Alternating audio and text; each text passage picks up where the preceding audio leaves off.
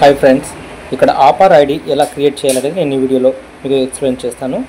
ముందుగా కొత్తగా ఎవరైనా నా ఛానల్ చూస్తున్నట్టయితే సబ్స్క్రైబ్ చేయండి. సబ్స్క్రైబ్ చేసి బెల్ ఐకాన్ ఆన్లో పెట్టుకుంటే నేను చేసేటువంటి మంచి వీడియోలన్నీ మీకు నోటిఫికేషన్ ద్వారా వస్తాయి.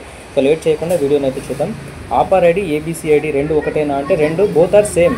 సో ఫస్ట్ మనం అయితే ఇక్కడ ఏబీసీ ఐడి అని చెప్పేసి గూగుల్ క్రోమ్ ఓపెన్ చేసి టైప్ చేయాలి. ఏబీసీ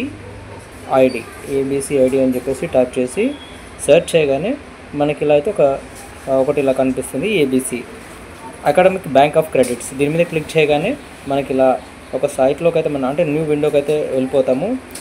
లాగిన్ ఇక్కడ చూడండి, స్టూడెంట్ అని చెప్పిస్తుంది కదా, ఇక్కడ స్టూడెంట్ అనే దాని మీద క్లిక్ చేయాలి. స్టూడెంట్ అనే దాని మీద క్లిక్ చేయగానే ఇక్కడైతే మనకు ఆధార్కి లింక్ అయిన మొబైల్ నెంబర్ ఏదైతే ఉందో, మొబైల్ నెంబర్ ఉంది కదా, ఆధార్కి లింక్ అయిన మొబైల్ నెంబర్ని ఇక్కడ ఎంటర్ చేయాలి.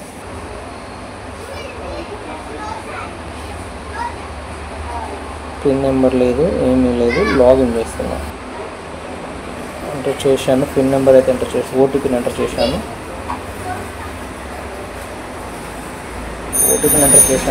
ఇక్కడైతే ఎలా అనాలి, పైకి స్కాల్ చేసి ఎలా అనాలి. ఇక్కడైతే న్యూ అడ్మిషన్ కాబట్టి న్యూ అడ్మిషన్ సెలెక్ట్ చేసుకోవాలి. ఎక్కడ చదువుకుంటున్నాం అనేటువంటి ఆ యూనివర్సిటీని కూడా మనం సెలెక్ట్ చేయాలి. ఉస్మానియా యూనివర్సిటీని సెలెక్ట్ చేసుకున్నాను. అడ్మిషన్ ఇయర్ ఈ 25 సెలెక్ట్ చేసుకొని సబ్మిట్ చేశాను.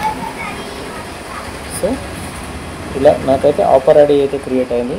This is my ఆపార్ ID. So దీన్ని అయితే నేను కాపీ చేసుకున్నాను. ఇదైతే ఆపార్ ID. Go to dash board అని ఉంది కదా, ఇక్కడికి వెళ్ళగానే మనకైతే ఇగో ఇలా అయితే వస్తుంది. ఆపార్ ఐడి అయితే ఇలా మన ఆధార్ నెంబర్తో ఇలా ఆపార్ ఐడి అయితే క్రియేట్ అయిపోతుంది. దీన్నే ఏబీసీ ఐడి అని కూడా అంటారు.